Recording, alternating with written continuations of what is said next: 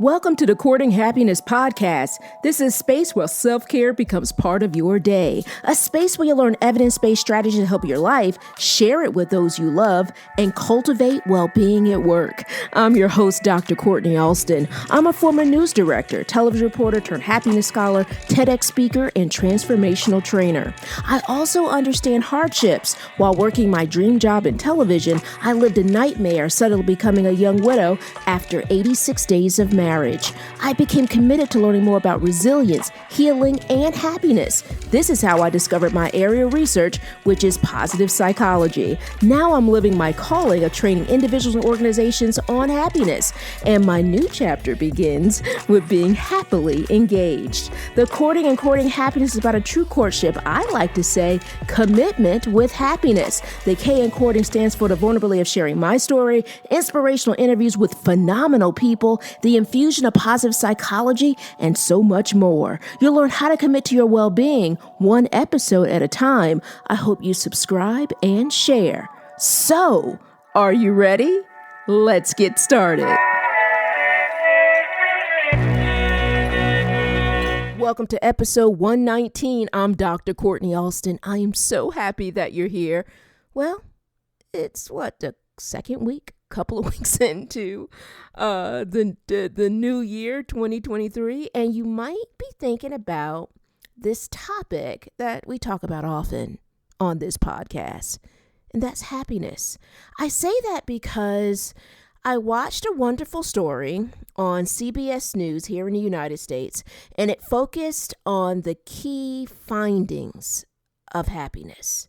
You can watch the full story by going to the website for this podcast, which is drkortnialston.com/podcast/episode 119.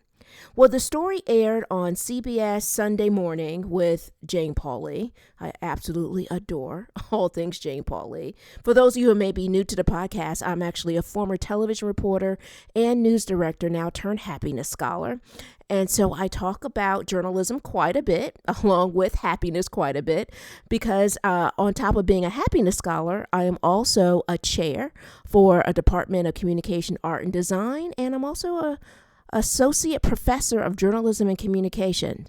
And so clearly, happiness and journalism and communication, they're just a big part of my life. And so, and by the way, I'm also engaged to an amazing journalist who is an Emmy Award winning journalist and a television reporter here in the city where we live in terms of we live in the suburbs of the city in Charlotte, North Carolina. So we live in the outskirts and that metropolitan area. So you may hear me talk about journalists and journalism quite a bit. So again, hosted by Jane Pauley, one of my favorite journalists. And another one of my favorite journalists that I greatly admire was reported by another esteemed journalist, and that is Susan Spencer. And so Susan talked with a group of women who come together for ceramics. And they've been coming together for like decades. And one of the things that she found in her story, talking to these women, was the level of community and the belonging that they felt together. Now, she also interviewed Dr. Robert Waldinger, and he is the director of a Harvard study of adult development, and he's also the author of The Good Life, which shares lessons from the world's longest scientific study on happiness. And by the way, he has a TED Talk that has only 44 million views. So it's an incredible TED Talk. I highly encourage you to take a look. You can also find that on the webpage of this podcast, which is drkortnialston.com/podcast/episode 119. So he talks about happiness and how it comes from, well, it can come from meaningful relationships, right, would fit in perfectly as it relates to this story. He also mentions that when we think of relationships, they have to have some benefit.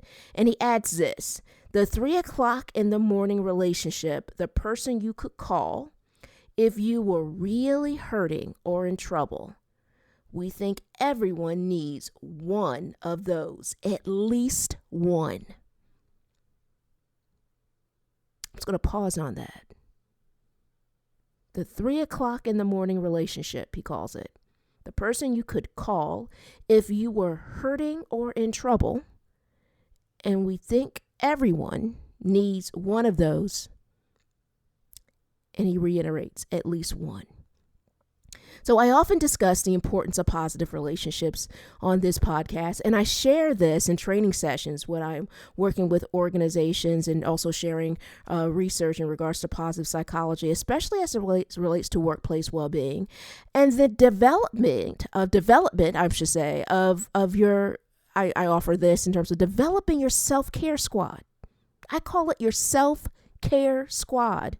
And now in my own research, some of the things that have really resonated when it comes down to meaning have been community, belonging, a sense of meaningful work when collaborating as a team, right? So there's really something really magical, right, in regards to coming together collectively, collaboratively, and finding community professionally and across the board. And so I often share with people, you can find community within your profession. Maybe you can also find community right in your community in terms of various interests. You can find community in terms of faith-based, right? CBS news story really talks about hobbies, right? The arts, and really other interests that you may have that are shared interest with other people. Now, my self-care squad are a diverse group of women from a variety of different industries and experiences. And the beauty of the relationships is that there's no judgment. No judgment. Matter of fact, the women that are part of my self-care squad rank so high when it comes down to empathy. And if you need to make that 3 o'clock in the morning call, there's no judgment in that. Matter of fact, we have a philosophy concerning my self-care squad that I affectionately call tech support. In our group, if you need to get something off your chest or maybe something that it has been bothering you throughout the day, or maybe something that just came up, or maybe you're any type of suffering or anything that you're dealing with that you just want to talk about it. You just want to be seen. You can do it. You could do it within our text chain. And of course, we always welcome phone calls. That 3 o'clock in the morning phone call, I completely agree as it relates to that. Now, the beauty is also that I have multiple self-care squads. So groups of different people or collectives, right? So matter of fact, I interviewed a couple of members of my self-care squad for this podcast. And also, one of the things I love is that the two young women that I interviewed, my dearest friends, Jeanette Jordan and Rachel Mann, they represent my self-care squad as one of my collectives. And then I have individuals where it's one-on-one in terms of being our self-care squad. So again, you can have multiple squads. Now, again, I mentioned how we value empathy, high levels of empathetic understanding. And our philosophy really is about making sure we feel seen, safe, and supported. And it isn't about this. It isn't about this. It isn't about actively fixing. I'm in the studio right now giving myself air quotes as I say that. Actively fixing, air quote, right? Is about actively listening, making sure you have the ear and have the eye on the person who wants to share. It's about being seen. So I talk about the power of self-care squads in episode 77. I've also actually shared this approach with CNBC here in the United States. And you can see that article and check out that past podcast episode by going to drkortnialston.com/podcast/episode 119. So one of the things that I've learned from my self-care squad is the importance of being intentional. So one of my former students, who was a meteorologist for a local station in the United States, she shared this with me. She said, when you get older, kind of friendships can be a lot harder, right? A lot harder in terms of getting together. And it can be, right? It can be. It can be hard. It can be challenging to stay in touch. It can be almost sometimes impossible to talk on the phone, right? And it can be challenged by the life demands we have, right? From work and managing our families, or things that might have come up unexpected. But it's so important to be intentional. So my self-care squad, we schedule time together.